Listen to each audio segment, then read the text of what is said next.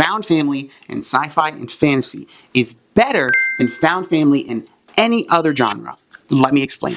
Found families are usually following people who were either failed or abandoned by their first families. In fantasy, that level of tragedy is sky high. The betrayals are bigger, the stories are bigger, the stakes are bigger. So like you really get to see people hurt and traumatized in ways that you don't often get to see in realistic stories or modern stories. I think there's a level there of like watching people who have been through the worst thing you can imagine, finding people that love and care about them. And it's beautiful.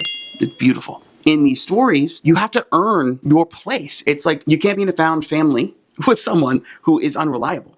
And I mean, you see that all the time in more modern stories because they're more realistic. They're dealing with like day-to-day things, which can be also dire, but like if somebody makes a mistake in a real life story, that doesn't result in, somebody getting decapitated like it can in a fantasy book or in a sci-fi book. In fantasy and sci-fi, you also get to see the characters choose their family. You get to see them choose every single day, especially like you take stories where characters are trying to save the world. In a normal situation, you can back out of something like that. You can back out of dinner plans and be fine. But if you're in a fantasy story, you can't just back out, because if you back out, it means it's over. So you have to do it. It's not just you fell into it. In realistic stories, you see that all the time where it's just like, these are the people you had in your class, these are the people that you were in detention with. These are the people that, you met at your job.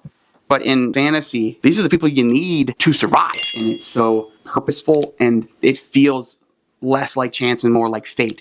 And there's something magical about that. And last, like the idea behind found family is like people finding people that make them feel accepted and like they belong. And the best stories, they bring the reader into. You get to feel like you're also a part of that family. Honestly, I just think that's done better in fantasy and sci-fi. I think we get drawn in a little bit more that you don't really get in realistic stories. Also, like all the things I've already said, the stakes aren't as high. It's not as exciting and it's not as dire. And you start to care for these characters in a way that you care for people in real life. And it's real. These characters become real to you. And when something happens to them, it hurts. It hurts a lot. And in sci-fi and fantasy, we tend to love the stories that make us feel wanted and loved and accepted and seen and then destroy us. So I think maybe that's why it's done better here. But if you don't read fantasy and sci-fi, or you don't see or understand the value, maybe this can help you identify why we are so obsessed with it. Because we are.